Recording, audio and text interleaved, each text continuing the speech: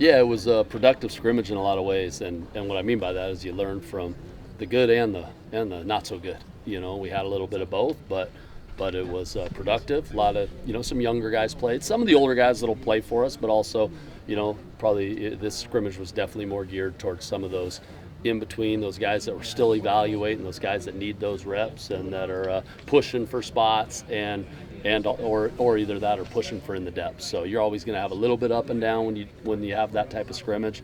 But I thought even when mistakes were made, guys responded well. So that's what you want to see more than anything. Who are some of those eval guys that made good impressions today? You think about it. There were a few different. I thought both quarterbacks that played, the majority, Robbie and Spencer, showed some things. More than anything, they showed some resiliency because both of them had mistakes. Both of them had some things not go right, and then both of them would come back the next series and fix it or make a play or lead a drive. So I'd like to see that out of that group, and we know how important, that entire room is that way. Outside of receivers, it was good to see Trey, catch a couple of those now screens, when they're bringing the corner and make a few guys miss, but just even understanding, that's where the balls could come to me in this situation off that corner blitz. That was another one. Kakoa scoring, early, and also had a catch on that drive before that, I believe. He got a couple on that drive. So it was good for him, just to get his feet wet within this offense. So those are a few that jump, but there's many more. It was good to see like a Nick Alfton out there playing after moving positions and starting to, get a feel for the formations and everything. I'm just naming a few, but there were plenty of guys that would fit that role.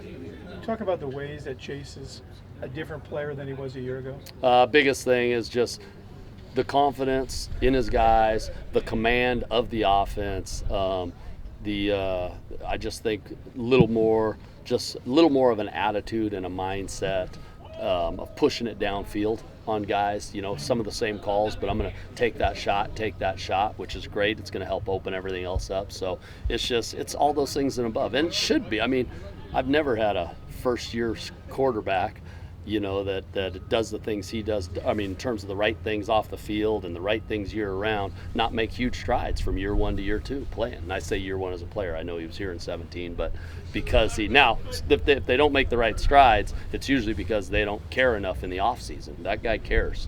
He cares in the off season. He cares year round. So, the expectations are high in that way, but he doesn't need to worry about those. He just keep doing what he's doing every day, stacking one good day on top of another from last February, and then the results will come. Were there one or two things you wanted him to take care of in the offseason to improve that he addressed? The biggest thing, it wasn't just a him deal. Biggest thing, we made an emphasis to push it downfield more. We made an emphasis even with some of the things that's not, so some of the same calls. Let's, take this opportunity to do this. Let's challenge the defense here in this spot. Let's understand those. So I just wanted him to have a good feel between he and I on when it's good to do that, when it's good to push it, when it's good to stress it. That was one thing. Another thing, just continue to develop that relationship with the entire offense. Because as a freshman, and even a redshirt freshman as a first-year starter, and you remember in the summer he was not named the starter until coming out of the spring. It's tougher to connect with everyone, and he made an effort to get out after coming off the end of the season to just start really connecting and growing with the entire, not just the offense but the team in general. So those were two things we talked about, but that's not me talking to him about it. That's him going out and doing it. Looked like Brash's operation in the offense was a lot calmer than maybe it was last week. How much has he managed to grow within? Yeah, well, 2 weeks on the job or whatever. Without being here in the spring, obviously there's going to be that. And even in this situation, he was still getting a decent amount of pressures thrown at him. Which I don't care who you are as a first-year quarterback who wasn't here in the spring. He handled a few of those. So I was excited. I was excited a week ago too. There were times where it wasn't perfect, and definitely some mistakes, and again out here today, but you do see a level of certain things he does that you can't teach. So that gets me excited when he's out here operating like that. But at the same time, there was plenty of stuff, and we corrected a lot on the sideline. We'll correct a lot more in the film room. You expect him to play in the first game? I don't know. That's all. Who knows? Our whole mindset though is not, honestly, it's not thinking about that at all. Our whole mindset is we have to come out there ready to go and ready to put together a great game plan and know that it's going to take everything against the UC. No matter what people want to say, they just go into it with the same mindset. Well, this should be this should be this. But then you keep looking year after year after year of things that aren't that way. So it's game one. It's college football, and it's going to be a tough ball. You have a perspective on that, being on the other side. Absolutely, I do. Keeps you honest on that, right? 100%. 100%. There's no doubt about it. But even if I didn't have that perspective, I would hope I would still think that way anyway. But with that perspective, it makes it a little easier. I've been on both ends of it, so I've seen it. Do you guys start game prep later this week, or is that next week? Yeah, we'll do a little bit. We'll do a little bit on those 3 days before the Sunday off. So we're excited to get in the office tomorrow, really, as an offense and a defense, and really dive into it more as a staff, and then start to get that to our players little by little. So even when you were at Eastern Washington, when you had a chance to play WSU, is it sort of what these guys might be feeling, the opportunity to play Cal? Yeah, that's not. I don't mean to disrespect who you're playing, but it's not an opportunity to play someone. It's an opportunity to beat someone. Right. And that's how you think. I don't care where you're at, and I guarantee Coach Hawkins will have his guys thinking that way. So that's how I look at it. And your guys have to know that, right? Well, absolutely, and they do. This is a mature group. I mean, it's some groups at the the highest level might not be mature enough to handle truly knowing that. Our guys know it, and our guys are competitive with themselves anyway. They're true competitors. They're real. It's not a bunch of bravado, throughout this team. So they truly want to compete to be their best selves, no matter that's what a nice happens. safeguard to have, right? Absolutely. You can trust these guys. They're handling their business. Even if we were coming out for a scrimmage, they're handling their business through the week to come out and do it the right way. I wanted to ask about DeCarlos Brooks as well. Mm-hmm. He broke a good run there at the end. What have you seen from him as far as how he's kind of taken to the offense? Yeah, a lot of growth. A lot of growth in last week. You asked me about Spencer, and I think DeCarlos is even more evident in that just feeling, because I thought there were certain things a week ago where he's still thinking about the hole he's supposed to hit or the read or this, and then out here today in the last couple days, you've seen more situations where he's hit the hole, and he's just gone after it. And we knew that, and, it takes time. So excited about him, in that way. Will you be in the booth or on the sidelines for games? Not sure yet. Yeah. We're talking about it. Right?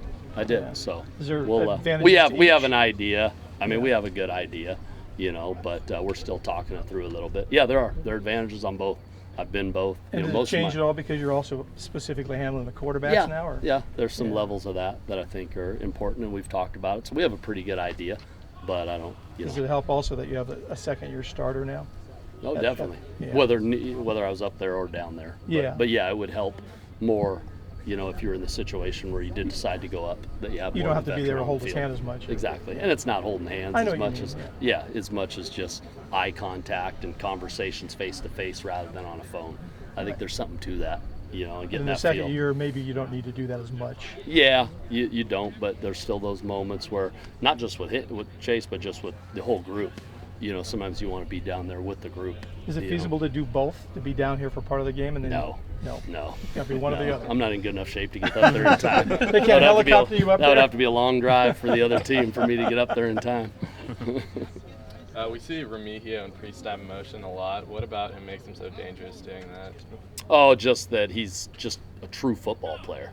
So when he's in that pre-snap motion, a couple different things. You can give him the ball, and he's a true football player. In other words, he's not just a receiver. And some guys have a little bit of that extra where he's got that running back skill set with him too. You see it on punt returns. So when you send him in that early motion, there's a lot of different things. You can get eyes on him, and again, do something off of that motion, get guys open. You can get eyes on him, give it to him. You can get eyes on him, throw it late to the flats. There's just a lot of things that you can kind of, do that a defense really has to be aware of and has to be leery of. And he gets going full speed before the snap, and then has the ability after. Both him and Jeremiah have shown great ability on some of that stuff. Is Nico a guy who the second year is going to be a whole different level of understanding and comfort? Yeah, I believe he will. And again, it's not because it just happens. It's that guy, kind of like what I talked about with Garbers. Both those guys, and a lot of our guys. But when you're talking specifically, this started for him in January. So that's why he's where he's at. There's situations where Jeremiah and Nico might be on the field at the same time. Absolutely. So they're earning it. They're both earning it. It wouldn't be just I didn't know that before camp started that how much it would be, but they're earning it. So been really pleased. We talk about Nico, but really pleased with Jeremiah. And just the growth he's had from year 2 to year 3 because he played as a true, so played pretty quick, pretty young. ask Justin about this, but it seems like suddenly you went from everyone was wondering if you had any wideouts. Maybe you have a lot more options potentially than we anticipated. Are you seeing that? I believe so. I love that room. I mean, that room is healthy. It's healthy. They compete against each other, but they support each other. You know, we're going to need 6, 7, 8, maybe even 8, 9. You never know, and we're going to need them all, you know, throughout the year. And so the combination of their different skill sets, their different abilities, their attitude, the way they're blocking. I mean, they're doing things the right way. So it's been a blast to just be out here. I don't coach them directly, but being the coordinator and calling things, and I'll, you know, do some meetings with them. It's been a lot of fun. So from being sort of a real unknown, do you anticipate that could become eventually a strength for you guys? Absolutely. Yeah. I believe strongly that room will be a strength. So it's going to be fun to see. Do you expect 6, 7, 8 receivers to get significant playing time for the first few games until it kind of shapes up? Over the course, no, I would almost go the opposite. And I don't mean the opposite. I would go over the course of the season, 6, 7, 8 receivers will be a part of what we're doing. Now, will all 6, 7, or 8 in that first game? Maybe, maybe not. But when we look back, I think when we're talking around week 11 or week 12, we might look back at the course of the season because injuries happen, things happen, and we'll say, man, we've been productive with 7 or 8 different guys throughout the year. One guy in one game, another guy in another. You know, so that's my guess, and it's because they're all pushing and earning it, and I just foresee it going that way.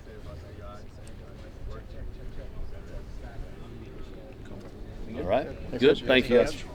Thank you.